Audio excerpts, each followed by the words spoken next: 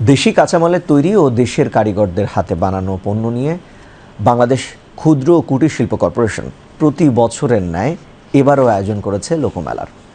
বাংলাদেশ ক্ষুদ্র ও কুটির শিল্প কর্পোরেশনের নকশা কেন্দ্রের বাছাইকৃত দেশের বিভিন্ন জেলার স্ব কেন্দ্রে মাস্টার লোকশিল্পীরা তাদের পণ্য নিয়ে মেলায় অংশ নিচ্ছেন। এদের মধ্য থেকে প্রতি বছরের ন্যায় এবছরও সেরা লোকশিল্পীর পুরস্কার দেওয়া হবে। রিপোর্ট ইমরানুজ্জামানের। কিশোরগঞ্জের নিকলি থেকে মাটির গরু নিয়ে এসেছে খোকন পাল। রাজশাহীর বসন্তপুর থেকে শখের হাড়ি নিয়ে এসেছে সুশান্ত পাল। আছে বসন্তপুরের টেপা পুতুল ও মুখোশ। রংপুরের আনোয়ার হোসেন এসেছেন জিআই পণ্য শতরঞ্জি নিয়ে। গত প্রায় 50 বছরের মতো কাছাকাছি কাজ করতেছি আমি।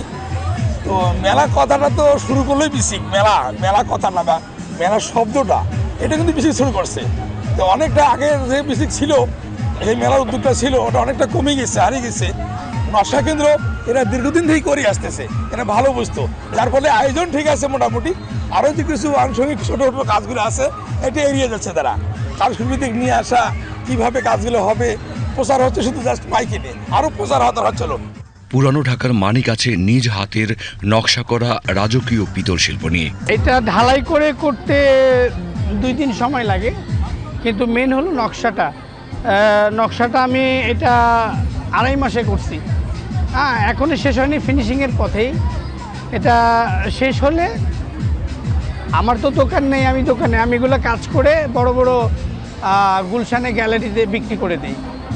এই আব্বা মারা যাবার পরে এটা আমি ছাড়িনি, আমি কষ্ট করছি, কাজটা চালিয়ে যাচ্ছি। আমার 2জন ছেলে আছে, আমি তাদেরও শিখাইছি পড়ালেখার পাশাপাশি। আমি এই পিতলের যে নকশা কাজটা, কারুকার্যটা, এটা আমি ধরে রাখছি আর কি। মিটফোর্ট হাসপাতাল আছে, ওইখানে এগুলা পাইকারি ভাঙারি দোকানও আছে, ঢালাইয়ের দোকানও আছে, ওইখানেই আমার বাসার মধ্যেই কাজ করি। এছাড়া কাপড়, চামড়া, বাঁশ ও বেতের তৈরি পণ্য আছে, পোশাক, ব্যাগ, জুতা সহ ঘর সাজানোর নানা জিনিস।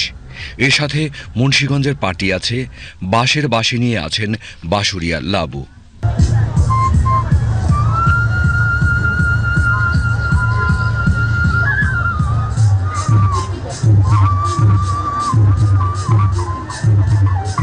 মেলায় এবার সব মিলিয়ে 98টি স্টল রয়েছে।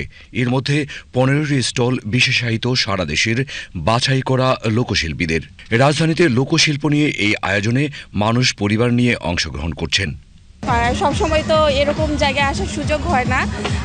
বাংলার যে লোকশিল্পগুলো আছে ছোট ছোট স্টলে আমরা দেখতে পাচ্ছি, আমার বাচ্চার সাথে এগুলোর পরিচয় করে দিতে পারছি। এটা করতে পেরে আসলে অনেক ভালো লাগছে।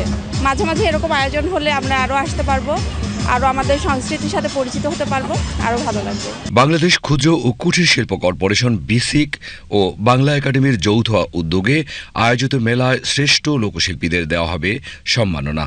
বাংলাদেশ ক্ষুদ্র ও কুটির শিল্প কর্পোরেশন বিসিক ও বাংলা একাডেমির যৌথ উদ্যোগে আয়োজিত মেলায় শ্রেষ্ঠ লোকশিল্পীদের দেওয়া হবে সম্মাননা। Imranuzzaman, BTV news.